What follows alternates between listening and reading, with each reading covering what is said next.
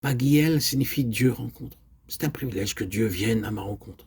Le Seigneur lui-même vient et me parle, me donne des messages et bénit mon âme. Okran signifie le trembleur. Par Dieu, vous pouvez faire trembler toute la puissance des ténèbres lorsque vous êtes conscient de la présence divine. Naphtali signifie lutter, comme Jacob lutta et ne laissa pas partir l'ange sans avoir été béni. Ainsi, nous aussi, nous devons lutter et l'emporter comme le fit Abraham pour Sodome et Gomorrhe. C'est aussi notre privilège dans le ministère pour tous les autres et le monde. Ainsi, Dieu travaille par votre prière d'intercession dans bien des parties du monde. Arira signifie le libérateur du malin.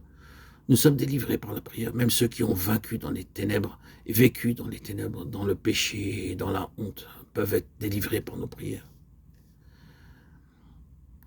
Un homme naquit de nouveau lors de nos assemblées.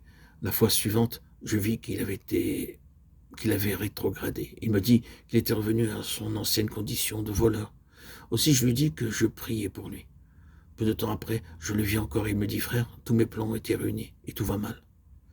Ainsi, notre prière avait détruit la puissance du malin. Enan signifie la fontaine. Nous devenons une fontaine de vie par la vie de Dieu coulant en nous et par nous.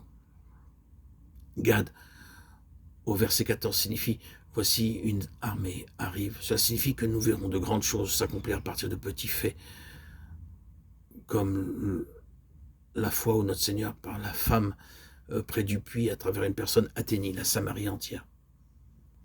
Zévouloun signifie un lieu d'habitation. Lorsque nous suivons l'ordre des noms qui nous sont écrits dans la Bible, nous apprenons alors à louer Dieu, à nous confier en lui pour chaque chose, à faire de Dieu notre récompense et à construire une maison pour Dieu. Dieu m'a appelé pour lui faire une maison. D'abord, il fait de mon corps son temple, puis nous sommes tous mis ensemble pour devenir la maison de Dieu. D'elles-mêmes, les pierres ne peuvent pas construire une habitation. Nous devons correspondre au plan, le toit, les murs ou le plancher. Nous devons être taillés et façonnés, rabotés, adoucis, polis et raffinés pour être introduits dans la construction de Dieu, le plan de Dieu.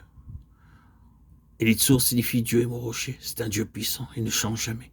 Ce qu'il dit, il l'accomplit, il ne revient pas sur sa parole. Croyez cela, s'il vous plaît. Invoque-moi et je te répondrai, Jérémie 33:3. La promesse de Dieu est très claire. Réhouven signifie « Voici, je vois Dieu. Je vois. Dieu a vu mon besoin. » En premier lieu, Dieu voit ma vie privée. Je ne veux rien lui cacher, je dois désirer lui ouvrir mon cœur. Puis ensuite, il voit ma situation, il voit mon trouble, mes difficultés. Je n'ai pas besoin de faire des allusions aux gens. Après avoir donné toutes les explications, ce qui concerne Chédéour, Shimon, Simon, Shloumiel, Surishadai, Ephraïm, Manaché, Amioud, Guidoni, Gamaliel, Ahiezer, Asher et tant d'autres dans les précédents audios, nous avons maintenant une compréhension de ce que Dieu attend de nous. Ce Dieu de l'impossible. Luc 1,37. Nous devons maintenant continuer à prier que Dieu fasse de nous de véritables lévites, fortement unis et vivants près du cœur de Dieu, jouissant d'une communion ininterrompue avec le Dieu vivant. Relisons dans notre esprit tous ces noms que nous avons énumérés encore un par un et continuons à prier. Seigneur, mon Dieu, donne-moi l'expérience de Judas, Issachar, Zévouloun, Réhouven, Shimon, Gad,